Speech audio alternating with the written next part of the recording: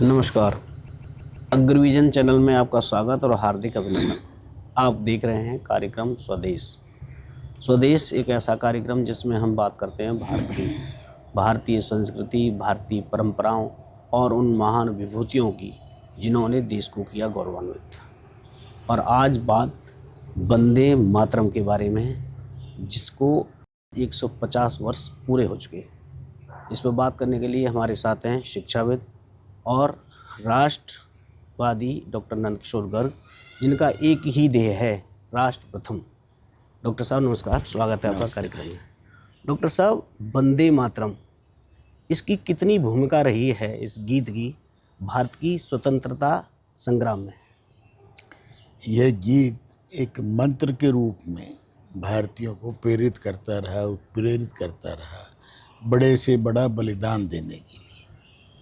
आनंद मठ एक उपन्यास लिखा गया था बंकिम चंद्र चट्टोपाध्याय द्वारा, उसके अंदर एक गीत था। परंतु उस गीत को जब से अलग से गाना शुरू हुआ और क्रांतिकारियों का, स्वतंत्रता सेनानियों का सबसे जो प्रिय स्लोगन बना वो वंदे मातरम। तो मात्र वंदे किसको किया? माँ को। माँ मतलब भारत माँ, भारत माँ मतलब धरती माँ। और बंकिम दा ने इस गीत के माध्यम से बंगाल के अंदर एक से एक विभूति हुई। 1905 में जब बंगाल का विभाजन करने की कोशिश की, उस समय तो अरविंद योगी से लेकर पता नहीं कितने लोग सब कुछ छोड़ के इस काम में जुटे। लाला लाजपत राय, बाल गंगाधर तिलक और बिपिन चंद्र पाल, तीन अलग अलग दिशाओं, एक पश्चिम, एक महाराष्ट्र, तीसरा बंगाल, और सबने लाल बाल पाल का जो नारा गूंजा और उसके कारण से पूरे देश में एक चेतना आई। तो अंग्रेजों को अपना वो कदम वापस लेना पड़ा और बंग विभाजन जो कोशिश थी, उसके बाद फिर पूरा बंगाल को इस्लामिक करने की कोशिश थी। वो डॉक्टर श्यामा प्रसाद मुखर्जी की मेहनत और चतुराई से बचा और वो अनफिनिश एजेंडा आज भी जारी है। बांग्लादेश में जिस प्रकार बंगबंधु ने बांग्ला भाषा पे ऊपर प्राइड करके बांग्लादेश बना और भारत ने अपना सब कुछ उसको देकर उसको आज़ाद कराया, परंतु धीरे धीरे फिर कट्टरपंथियों ने बंगबंधु के पूरे परिवार को मारने की कोशिश की और अब कल फिर सजा दी है हसीना को मृत्युदंड की। और आज वहाँ दंगे लगभग शुरू हो चुके हैं। कितना मुश्किल काम है फिर बंगाल को तोड़ने की कोशिश।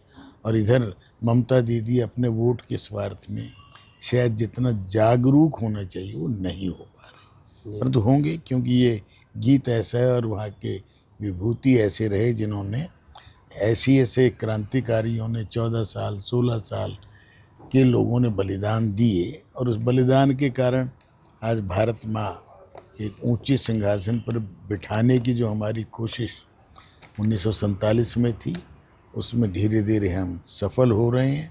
150 साल किसी गीत को फिर से हम ना केवल याद कर रहे हैं, उससे प्रेरणा ले रहे हैं। और देश का प्रधानमंत्री एक ही बात कह रहा है कि वंदे मातरम किसी के विरोध में नहीं, भारत माँ की हम यदि आराधना करेंगे तो किसी को इतराज़ क्यों होना चाहिए। डॉक्टर साहब, यही बात कह रहा था मैं आपसे कि जब वंदे मातरम का मतलब ही है माँ को नमस्कार और वो भारत माँ को, तो कुछ एक समुदाय है वो उसको वंदे मातरम कहने से लिए क्यों चुकता है? उसके फिर क्या कार्रवाई की जाए उनके लिए?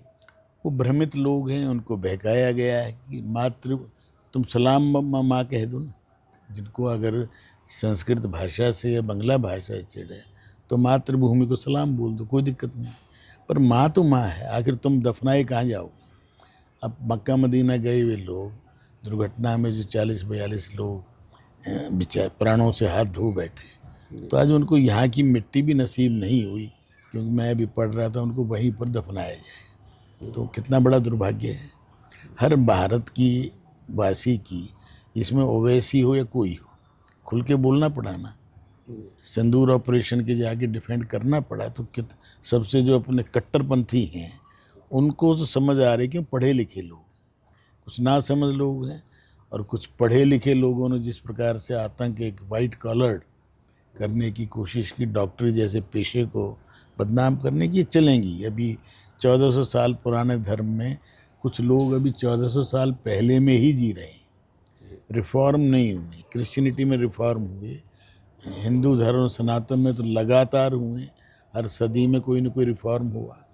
परंतु इस्लाम के अंदर रिफॉर्म होना थोड़ा मुश्किल काम है, परंतु बाकी देशों में शुरू हो चुका है और इस्लाम के इस रूप में इस्लाम जीवित नहीं रह पाएगा, ये लोगों को समझ में आना चाहिए। और वंदे मातरम कहने से जिनको इतराज है, तो सरकार तो बड़ी लिबरल रही ना, नेहरू जी तो 2 स्टेंजे गा लो भाई जी। उस पर भी हमने, सरकार ने अनुमति दे दी, पर तो 2 भी नहीं गाएंगे, हम खड़े भी नहीं होंगे, हम लोकसभा के मेंबर भी रहेंगे और वंदे मातरम नहीं गाएंगे, तो मुझे लगता है अब समय आ गया कि जो नहीं गाएगा उसकी सदस्यता उसकी लोकसभा से राज्यसभा से उसी दिन ख़त्म हो, उसको कोई सुविधा ना मिले, जो बाहर भी कोई इसका जो विरोध करे, उनको कोई ना मकान सरकार दे, ना अनाज दे, ना उनको फ्री शिक्षा दे और ना ही फ्री स्वास्थ्य दे। जिनको भारत में रहना है, भारत माँ को माँ कह के रहना है, यह बात अब स्पष्ट रूप से सबको समझा देनी चाहिए, जो जिस भाषा में समझता है। योगी जी की भाषा समझे, हेमंत शर्मा की भाषा समझे, प्रधानमंत्री की भाषा समझे या अमित शाह जी की, समझना तो अब सबको होगा, क्योंकि भारत के अंदर अब वो स्पेशल कानून और स्पेशल प्रिविलेज नहीं मिल सकते। जिस प्रकार से गांधीनगर में 4 दिन पहले बड़ी बड़ी दरगाहें सरकारी ज़मीनों पे बनी हुई, वक्फ में रजिस्टर्ड कर दी, उधर बनारस में चल रहा है, लगातार सब जगह चल रहा है। क्यों ये दादागिरी करके मेरे देश में रहेंगे और मेरे कानून का पालन नहीं करेंगे और मेरे ऊपर वो दादागिरी और अपने आप को अभी उसी मानसिकता में रहेंगे जो औरंगजेब की थी, तो वो नहीं चलना चाहिए।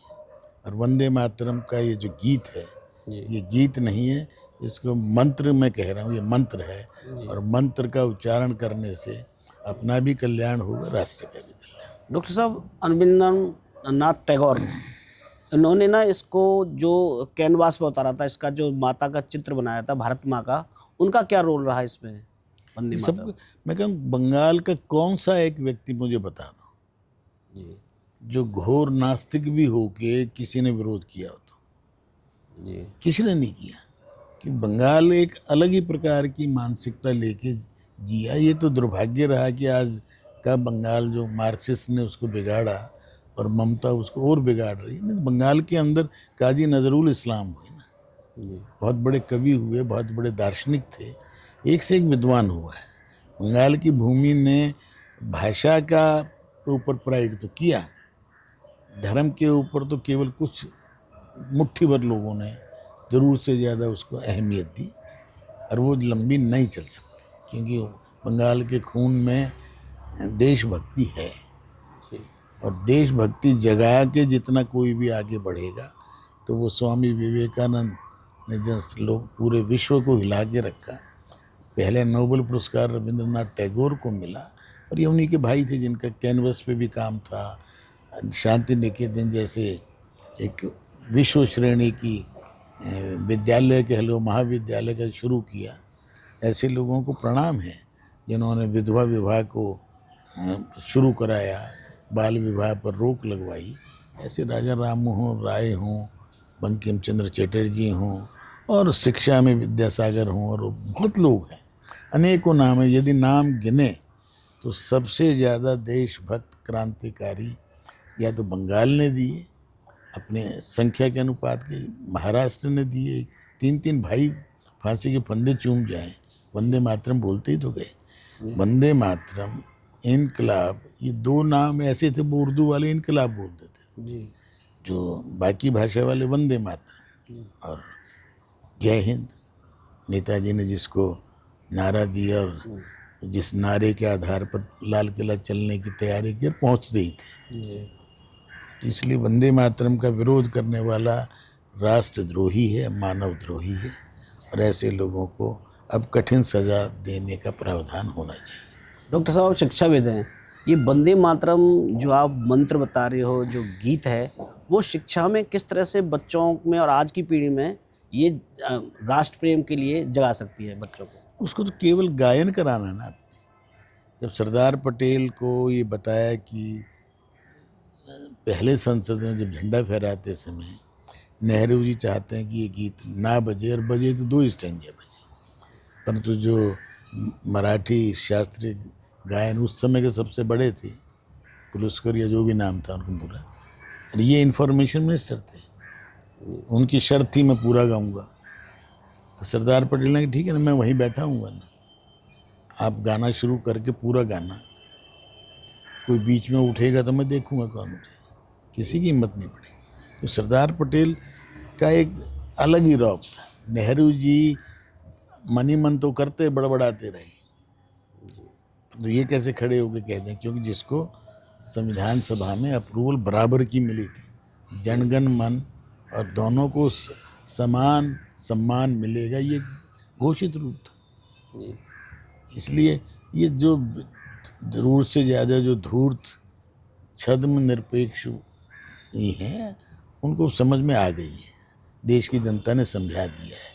बिहार जहाँ सबसे ज़्यादा गरीबी बताते थे, जहाँ पढ़ने के साधन नहीं थे, वो दिल्ली और प्रांतों में जाके पढ़ते थे, उन्होंने दिखा दिया कि हम जागरूक भी हैं और ठिकाने लगा सकते हैं। 9वीं पास सीएम बने हैं, और बड़े बड़े पढ़े लिखे लोग धक्के खाएं, IAS PS बनने के लिए दिल्ली या दूसरे शहरों में जाएं, तो वही काम वहाँ क्यों नहीं हो सकता? हो सकता है, होगा, और आने वाले 5 साल में पलायन भी रुकेगा, और एक विकसित बिहार, जहाँ चाणक्य ने चंद्रगुप्त को पैदा किया, जहाँ अशोक का द ग्रेट रहे, जहाँ एक से एक विद्वान, बड़े से बड़ी यूनिवर्सिटी, अगर पहली 5 यूनिवर्सिटी विश्व की गने तो नालंदा, विक्रमशिला इत्यादि हैं। बड़े वैज्ञानिक हुए नागार्जुन से लेकर और आर्यभट्ट तक। इसलिए बिहार एक बहुत ही बुद्धिमान लोगों का प्रदेश है, और कभी बंगाल और बिहार संयुक्त भी होते थे, दोनों मिलके आगे बढ़ेंगे और भारत प्रगति करेगा। वंदे मातरम का जय घोष गली गली, कूचे कूचे, हर स्कूल, हर जगह होना चाहिए।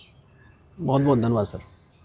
जिसका खाकर अन्न सुधासम नीर समीर पिया है, उसके प्रति कर्तव्य तुम्हारा क्या कुछ शेष नहीं है। जिस भारत माता हमको सब कुछ देती है, उसके बारे में एक मंत्र, एक गीत हमें गाना चाहिए और उसका अनुसरण करना चाहिए।